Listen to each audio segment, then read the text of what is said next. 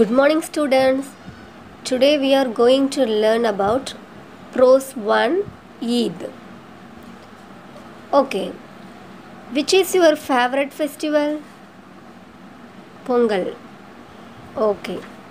When do you celebrate it? January. Okay. Do you celebrate with your family or friends? Family.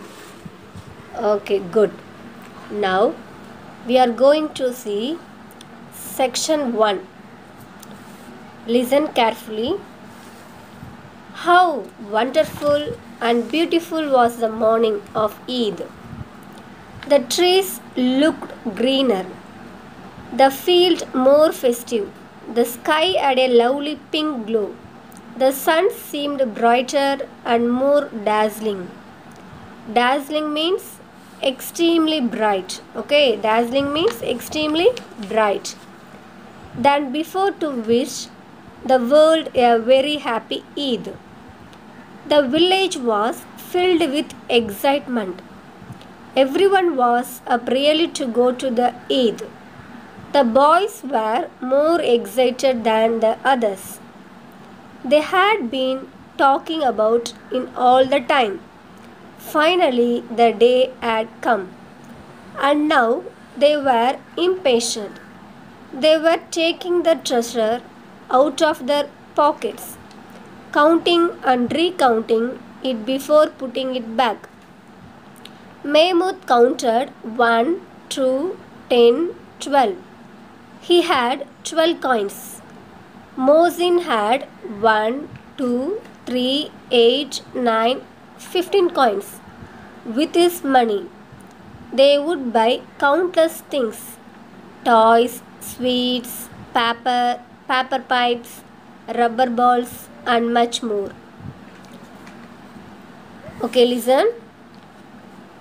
On the Eid day, even the nature, the sun, sky, and trees are bright and gay. Okay, the village is awake early and filled with excitement to go to the Eid. The boys collected the coins they had saved to buy sweets and toys. Alright. Next one is, the happiest of the boys was Amit. He was only 4, thin and poorly dressed. Last year his father had died of cholera.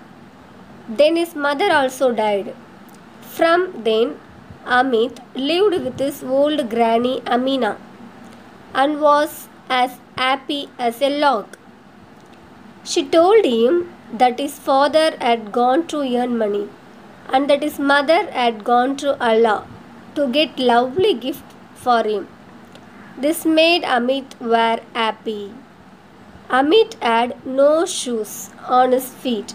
The cap on his head was soiled and tattered. Tattered means torn.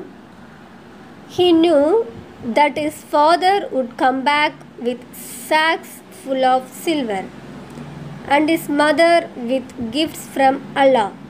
Then he would have more than Mahmud, Mohsin, Noori, and Sami. Okay, listen. 4 years old poor Amit lived with his grandma. Okay, after his parents died, but Amit believed that they will come back with lot of gifts, sweets, etc. And then he would be richer than his friends. Next paragraph. Amit Rani Amina was said it was Eid and she did not have even a handful of grains. If only her son were there, it would have been a different kind of Eid. Amit went to his grandmother and said, "Granny, I will be the first to get back, don't worry."